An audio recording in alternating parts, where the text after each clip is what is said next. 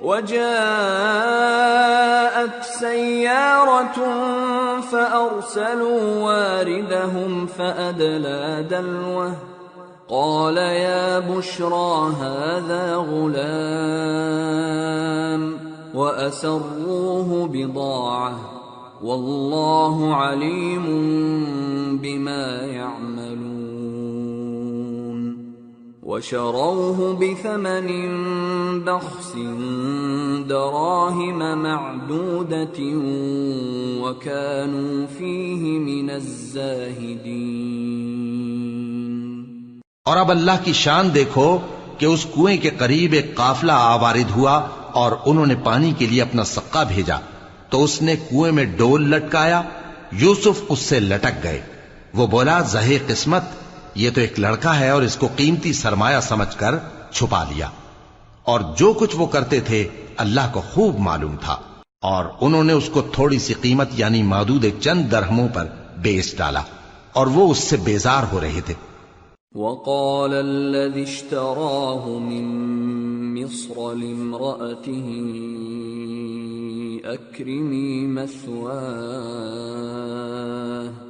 أكرمي مثواه عسى أن ينفعنا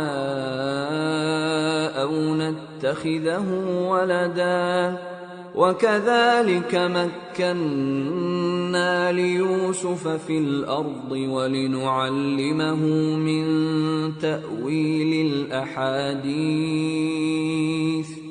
والله غالب على أمره ولكن أكثر الناس لا يعلمون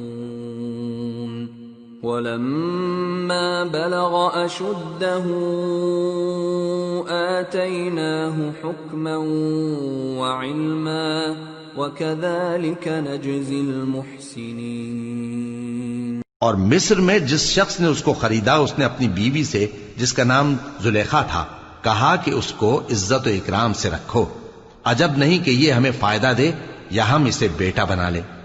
اس طرح ہم نے یوسف کو سرزمین مصر میں جگہ دی، اور غرض یہ تھی کہ ہم ان کو خواب کی باتوں کی تعبیر سکھائیں، اور اللہ اپنے کام پر غالب ہے لیکن اکثر لوگ نہیں جانتے۔ اور جب وہ اپنی جوانی کو پہنچے تو ہم نے ان کو دانائی اور علم عطا کیا، اور نیکوکاروں کو ہم اسی طرح بدلہ دیا کرتے ہیں۔ وراودته التي هو في بيتها عن نفسه وغلقت الأبواب وقالت هيت لك قال معاذ الله إنه ربي أحسن مثواي إنه لا يفلح الظالمون۔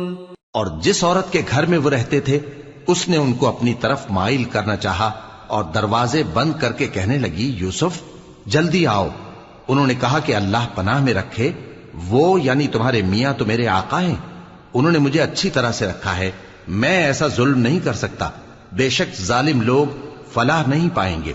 وَلَقَدْ هَمَّتْ بِهِ وَهَمَّ بِهَا لَوْلَا أَن رَّأَىٰ بُرْهَانَ رَبِّهِ كَذَٰلِكَ لِنَصْرِفَ عَنْهُ السُّوءَ وَالْفَحْشَاءَ